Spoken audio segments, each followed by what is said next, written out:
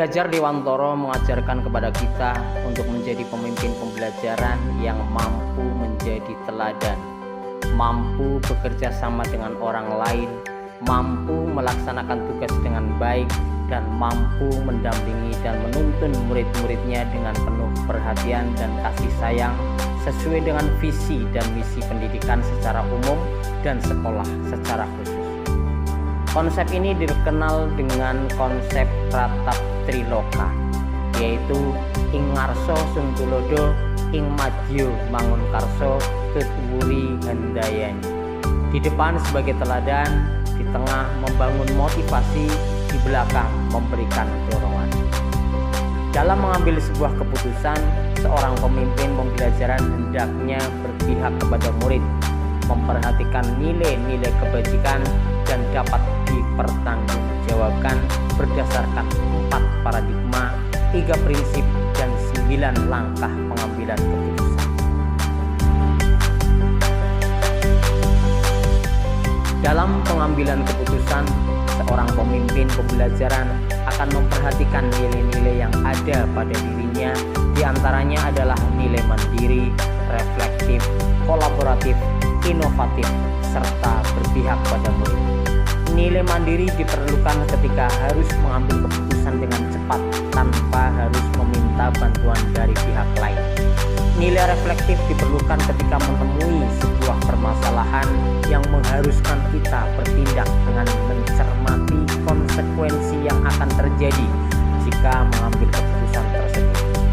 Nilai kolaboratif diperlukan ketika kita akan membuat sebuah keputusan dengan melibatkan beberapa pihak secara kolaboratif.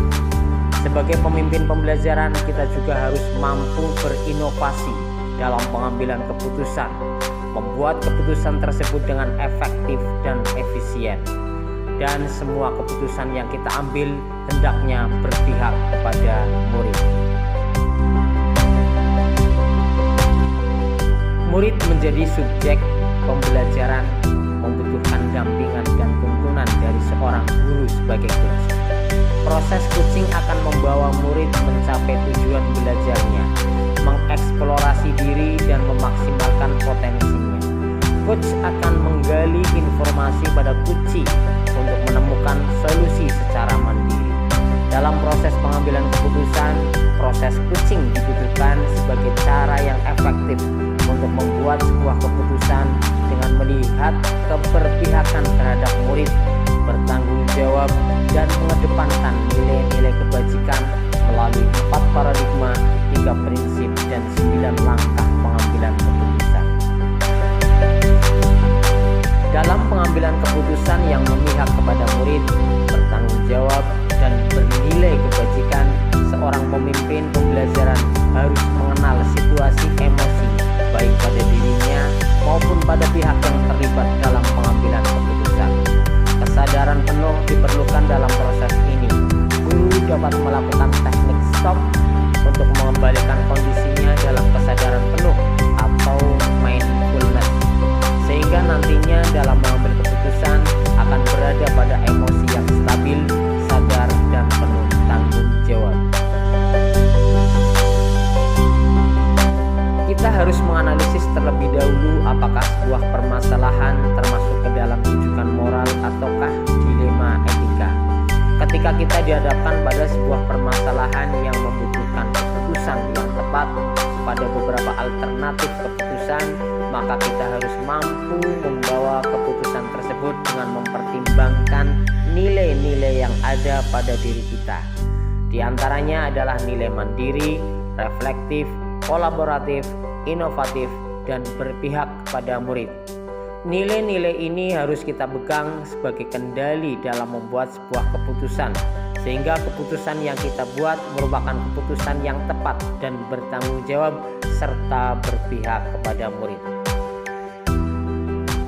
Dengan proses pengambilan keputusan yang tepat melalui proses coaching, memperhatikan nilai-nilai yang ada pada guru, bertanggung jawab, dan dengan penuh kesadaran, maka konsekuensi atau akibat dari pengambilan keputusan tersebut akan berdampak pada terciptanya lingkungan yang positif, kondusif, aman, dan nyaman, sesuai dengan visi misi pendidikan dan visi misi sekolah. Selama ini dalam pengambilan keputusan, kita banyak menemukan permasalahan yang terkait dengan rujukan moral maupun dilema etika.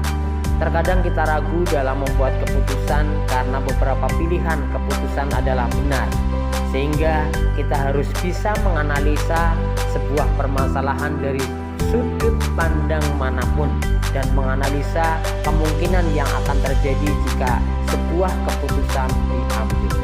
Kemudian pihak-pihak yang terlibat dalam pengambilan keputusan juga terkadang tidak sepaham dengan kita, sehingga menjadi sebuah tantangan dalam pengambilan keputusan. Untuk itu, dalam membuat keputusan, kita harus berpedoman pada 4 paradigma, 3 prinsip, dan 9 langkah pengambilan keputusan, sehingga keputusan yang kita ambil menjadi keputusan yang terbaik.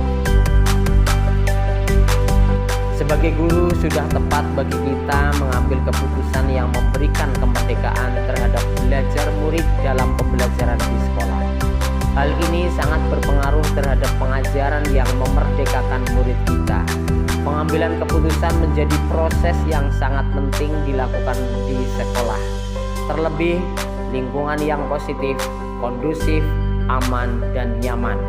Jika keputusan yang kita ambil berpihak pada murid dan memperhatikan kebutuhan murid kita yang berbeda-beda, tentu saja secara tidak langsung telah memberikan kemerdekaan belajar kepada murid. Namun, tetap berpegang pada prinsip, paradigma, dan langkah pengambilan keputusan. Sebagai pemimpin pembelajaran, keputusan yang kita ambil merupakan keputusan yang tepat, yaitu keputusan yang menuntun segala kodrat pada murid. Murid diberi kebebasan untuk berinovasi dan berkreativitas. Dalam menuntun, seorang pendidik memberikan tuntunan dan arahan agar murid tidak kehilangan arah dan membahayakan dirinya, sehingga di masa depan akan terbentuk murid yang beriman, bertakwa kepada Tuhan Yang Maha Esa, berakhlak mulia, berkebinekaan global, gotong royong, mandiri, bernalar kritis, dan kreatif dalam mewujudkan merdeka belajar dan profil pelajar Pancasila.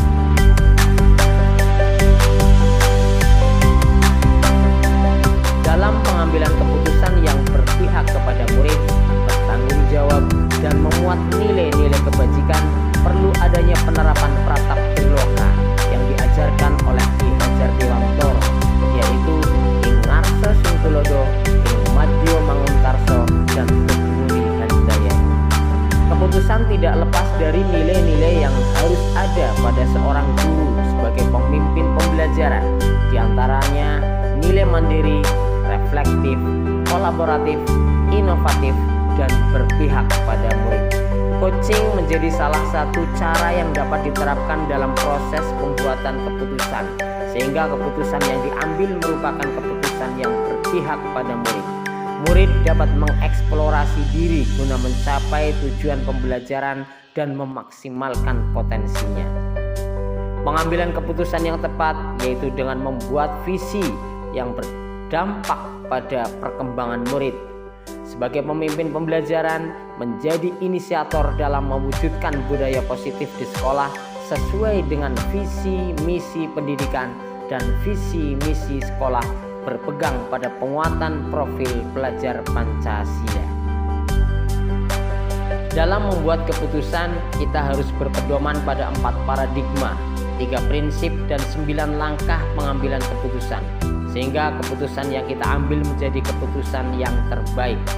Pedoman 4 paradigma ini adalah individu lawan masyarakat atau individual versus community, rasa keadilan lawan rasa kasihan atau justice versus mercy, kebenaran lawan kesetiaan atau truth versus loyalty, dan jangka pendek lawan jangka panjang atau short term versus long term.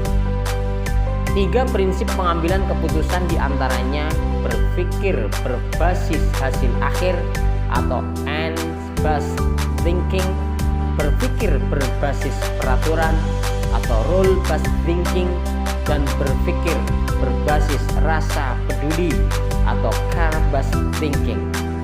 Dan 9 langkah pengambilan keputusan diantaranya adalah mengenali nilai-nilai yang saling bertentangan, menentukan siapa yang terlibat dalam situasi tersebut, mengumpulkan fakta, pengujian benar atau salah, pengujian benar-benar, melakukan prinsip resolusi, investigasi opsi trilema, membuat keputusan, dan melihat lagi keputusan dan refleksikan. Jika pedoman pengambilan keputusan ini dilakukan, maka keputusan yang diambil akan menjadi keputusan